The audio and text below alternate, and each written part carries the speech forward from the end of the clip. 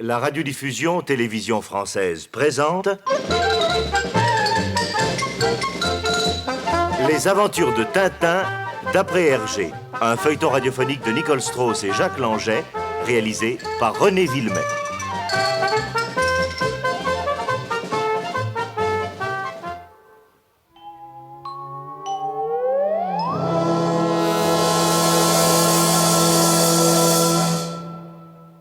Le professeur Tournesol s'est envolé en grand mystère vers la Sildavie, d'où il envoie un télégramme à Tintin et au capitaine Haddock pour que ceux-ci viennent le rejoindre. Mais est-ce bien le professeur Tournesol qui a envoyé ce télégramme? Est-ce bien lui qui, à l'aérodrome de Clove, fait chercher nos amis par de curieux individus en uniforme marron et casquette noire? À l'arrière de la grande voiture Sildave, Tintin est inquiet. Eh ben, dites donc, il fait bien les choses, Tournesol. Un chauffeur et un valet de pied, Malzette. En effet. Oui, on peut pas dire qu'il soit bavard, d'ailleurs. Ouais, le pays est joli. Cette campagne verdoyante, ces toits de maisons rouges. Ah, dommage qu'on n'y boive que de l'eau minérale. Oh, s'ils aiment ça. Mais qu'avez-vous à vous retourner sans cesse? Je regarde cette voiture verte, derrière nous. Hein? Elle nous suit depuis l'aéroport. Oh, c'est sans doute une voiture qui va à Clove, comme nous. Clove, miam miam. Regardez Milou se pour lécher le museau, Tintin. Il doit encore avoir laissé des ardoises dans quelques restaurants Sildave, notre ami Milou. Ah, vous ne croyez pas si bien dire, capitaine. Tenez, nous approchons. Nous allons rentrer dans la ville, je reconnais l'endroit. Vous voyez la fourche là devant nous, avec le grand panneau indicateur rouge, à droite Clove, 7 km 500. Mais on a tourné à gauche. Qu'est-ce qu'on fait? Mais nous quittons la route des Cloves. Chauffeur, qu'est-ce que ça veut dire? Où nous conduisez-vous? Chauffeur! Chauffeur, vous m'entendez? Sproche! Oh, dites donc, Sproche vous-même, espèce de bachibouzo.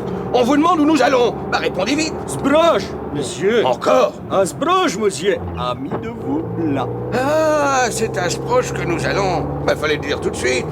Oh, ils sont difficiles à comprendre, ces indigènes, quand ils veulent parler français. Eh ben, allons-y à Sproche. La discussion a été si chaude que personne dans la voiture, ni devant ni derrière, n'a vu sur le bord de la route un grand panneau, en Sildave et en français, « Attention, ralentir, travaux ». Et maintenant, oh ya ya ya ya ya ya, quel chaos! Le capitaine va donner de la casquette et de la tête, bien sûr, contre le toit de la voiture. Milou hurle et le chauffeur s'excuse. 200 mètres plus loin, la route redevient normale et la voiture continue à rouler, l'inquiétude de Tintin allant grandissant. Ouais, voilà près de 3 heures que nous roulons maintenant. Et la voiture verte nous suit toujours. Oh, le pays devient de plus en plus sauvage. Depuis près de 2 heures, on ne rencontre plus personne. Oh, je commence à me demander... Mais qu'est-ce que c'est que ça? Encore des douaniers? Oh non, je ne crois pas. Mais si, la casquette vert pomme et rouge, la veste vert pomme et le pantalon noir, oh, je les reconnais. Ce sont encore des douaniers. Ah non, hein, ils vont pas encore me faire payer. Mais non, capitaine, non, regardez cette plaque indicatrice. Zone interdite, et la route est barrée. Ce sont des policiers, ce ne sont pas des douaniers. Mais ils ont des mitraillettes. Eh bien, ce sont des policiers armés, voilà tout. Oh. Pas pire. Bon, eh ben, pendant que votre policier et notre chauffeur échangent leur carte de visite, je vais aller boire un verre. Oui. Oh, j'ai soif mille sabords. Et en même temps, je verrai ce que c'est que cette voiture qui nous suit. Comment? Et avec la mitraillette en position? C'est comme ça qu'on accueille les touristes dans ce tonnerre de Brest de pays de buveurs d'eau minérale? Mais j'ai soif, tonnerre de Brest, soif, compris? Sawyer. I'm thirsty. Non, gosier sec, mille sabords. Boire, drink. Glou, glou, glou, glou, glou. Just det. Om framklösta var tagit bägt. Ah, Dust. il a compris. Bah, pas trop tôt. Oui, bon, bah, je ne bougerai pas, hein, vous pouvez être tranquille. Mais baissez votre mitraillette. Hein? Eh bien, que se passe-t-il, capitaine? Voyons. Bah, ils sont allés me chercher à boire et j'ai interdiction de bouger. Ah, vous me reparlerez de l'accueil Sildave. Ah, ça y est. La voilà qui revient avec ma bouteille. Quand même. Ah, non, hein. De l'eau minérale, 1000 millions de sabords. Et vous croyez que je vais boire une seule goutte de ce liquide nauséabond? Hein? Le policier le croit sûrement, puisqu'il a déposé sa mitraillette et s'efforce de décapsuler la bouteille de Clovasva. Mais il n'a pas l'aisance d'un garçon de café, ce policier. Et ça se voit. Mais c'est pas la peine de l'ouvrir, je vous dis. Je ne veux... Pardon. Oh, cornichon, pirate, espèce de logarithme, ectoplasme, sapajou. Ça se croit gendarme et ça ne sait même pas déboucher une bouteille. Oh, je n'ai plein la figure. Oh, si je pouvais. Capitaine, venez, tout est en ordre. ordre, nous repartons, venez. Tout est en ordre, tout est en ordre. Vous trouvez, vous, bande de canaques?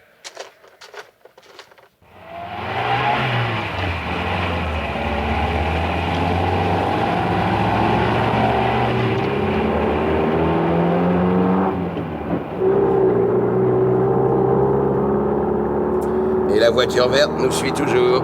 Oui, elle a redémarré juste derrière nous et sans formalité. C'est curieux, ça, tout de même. Non, ils ne m'ont pas laissé aller jusque-là, ces bandits. Oh, capitaine! Quoi? Regardez là! Là, penchez-vous par la portière. Où? Oh, là, presque au-dessus de nous.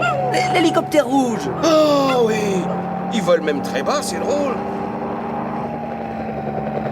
Bah, c'est drôle, ça. Il se pose sur la route, au milieu de la route devant nous. Mais ça va.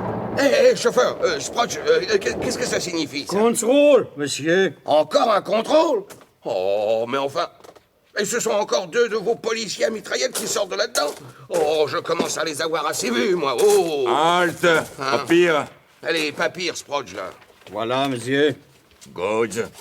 Das Mol. Zalu and Zog Olds.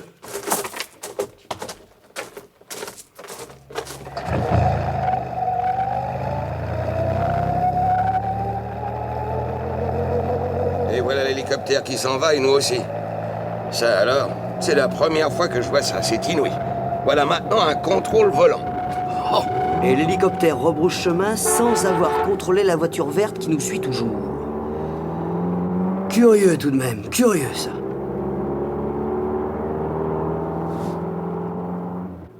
Et que dirait Tintin s'il pouvait entendre le message que, dès qu'il a repris de l'altitude, l'hélicoptère transmet, en très bon français, ma foi. Allô? Allô centrale? Allô centrale? Ici PH-15. L'expédition Campanule a bien été contrôlée. Tout va bien. Terminé.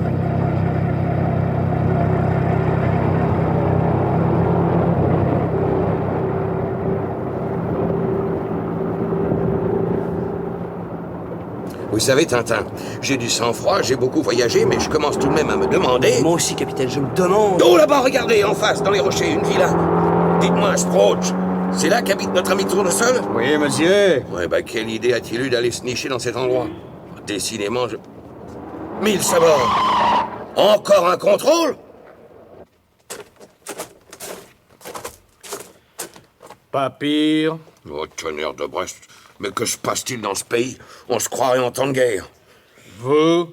Attendre. Eh bien, mais il s'en va avec nos papiers, cet Olybrius. Que va-t-il en faire? C'est la question que nous nous posons aussi. Alors suivons-le, nous, à pas de loup.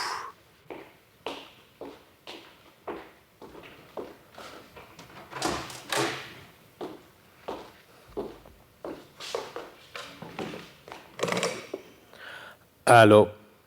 Allô centrale. Allô centrale. Ici, PK1. L'expédition Campanule est arrivée. Faites ouvrir les portes. Tout va bien. Terminé. Tout va-t-il aussi bien que ça? Vraiment?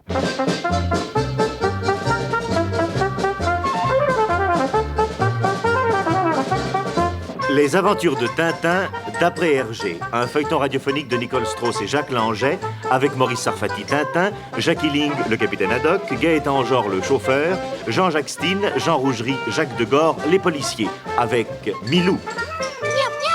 Chef opérateur du son, Jean Jusforgue, bruitage et effets sonores, Joël Noël, musique originale de Vincent Vial, assistante Michel Pietri, réalisation, René Villemet.